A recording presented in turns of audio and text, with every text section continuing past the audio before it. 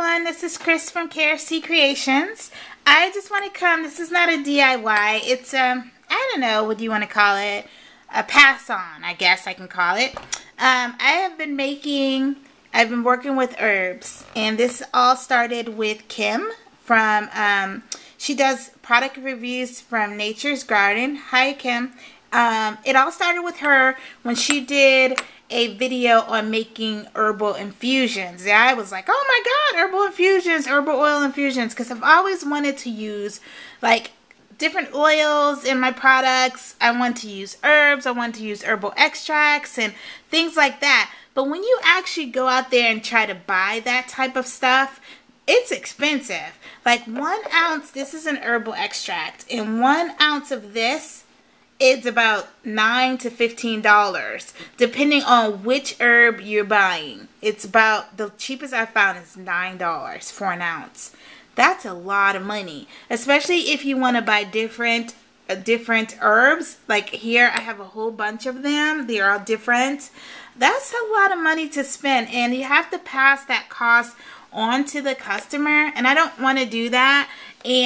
But I want my products to have these herbal extracts. Herbs are amazing.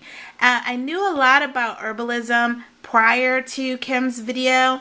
I didn't know much about, infusings and making tinctures and extracts until I saw her video, and then I went in. I went hard on that one. I just started doing my research, trying to figure things out, figuring out which herbs I wanted to use, what products I wanted to use them in, and things like that. And then I started making.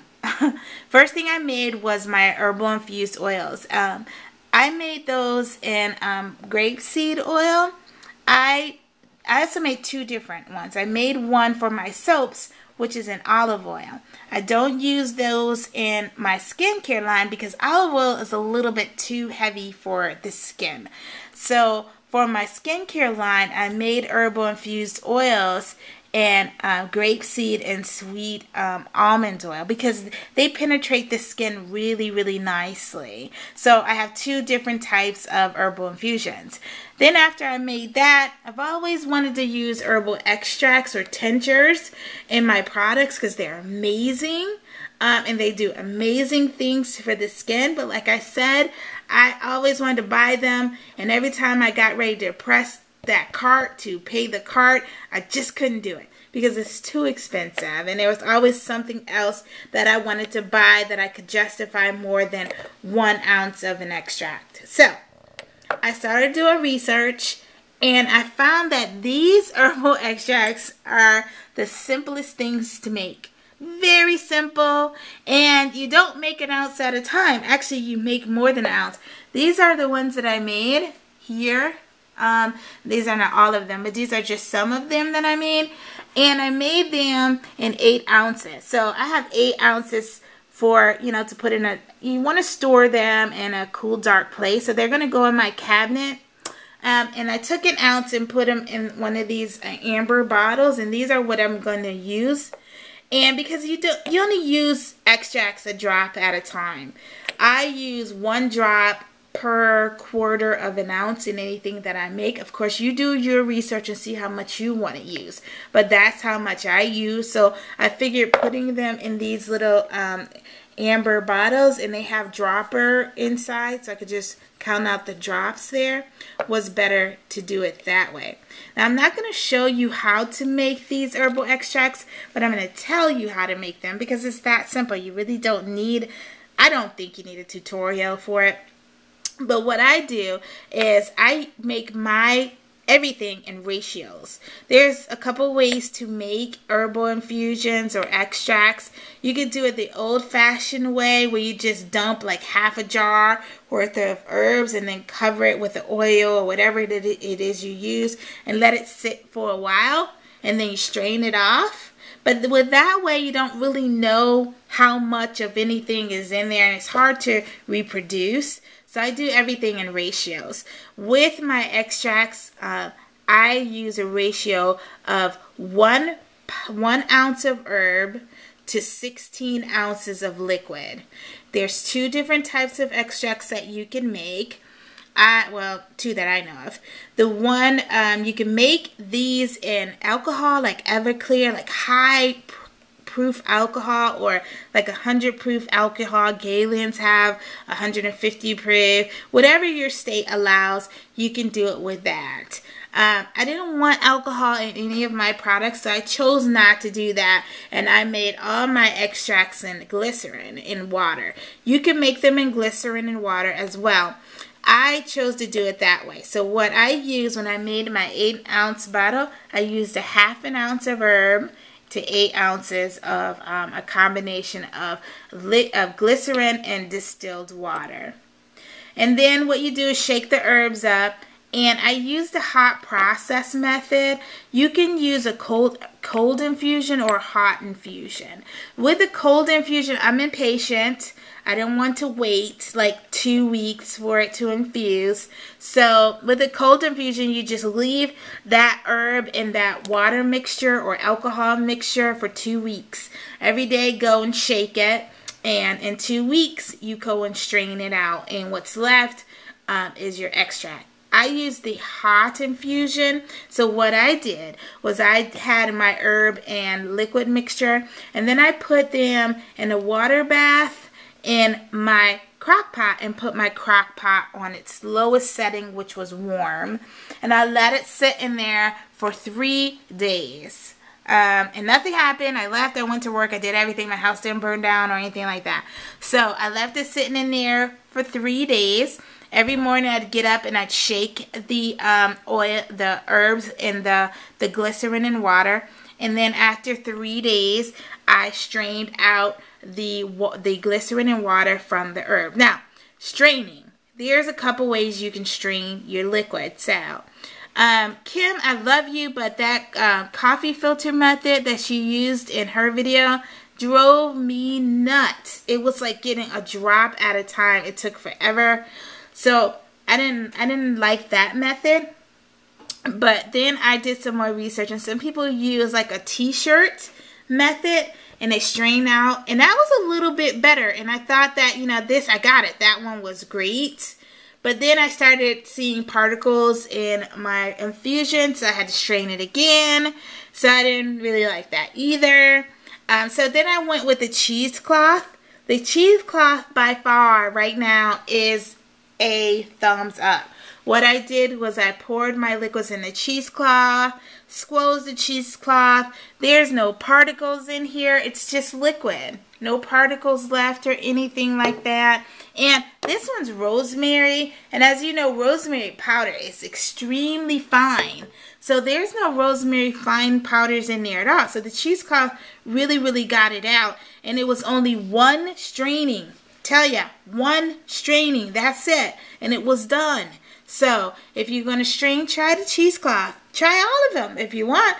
But I do recommend the cheesecloth.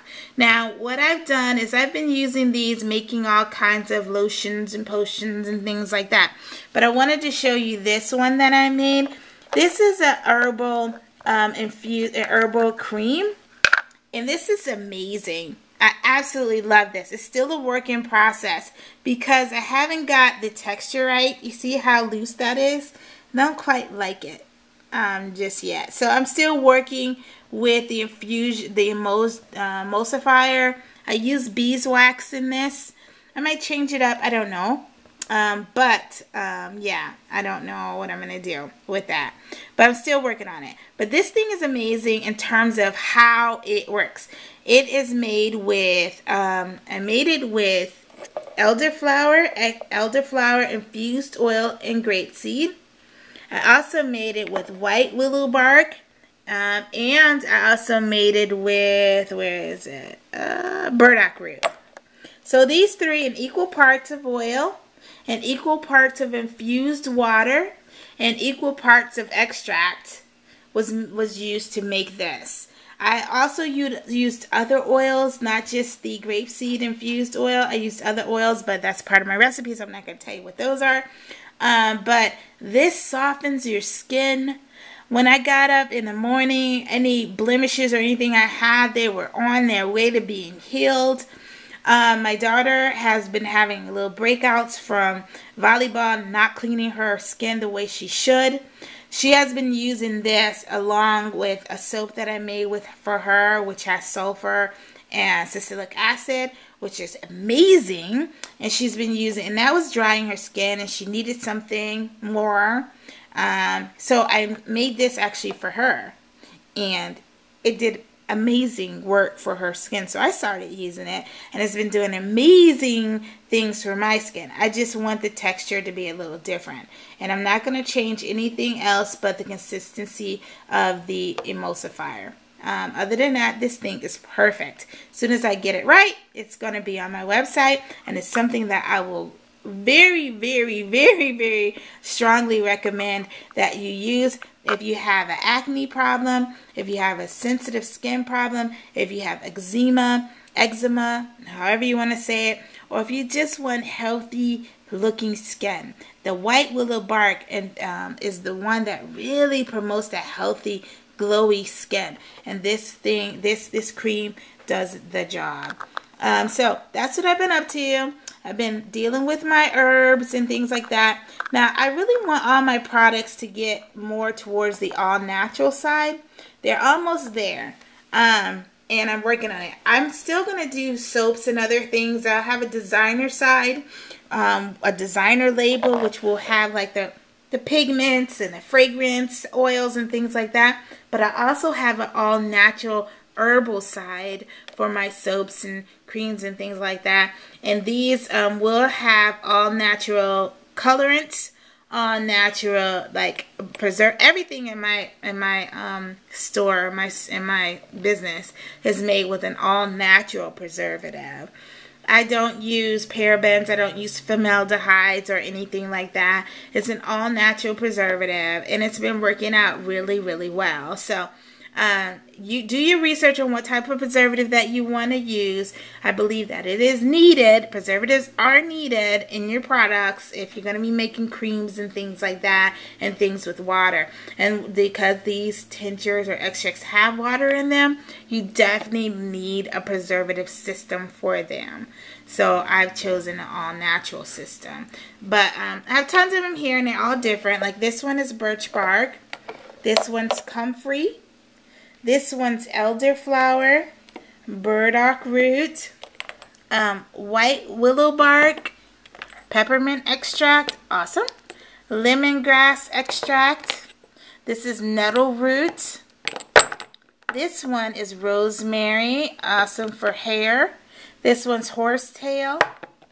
This one is dandelion root. And this one is clove. And last but not least, this is milk thistle seed. So, I plan on buying more herbs, creating more tinctures, more extracts. Tinctures and extracts are the same thing.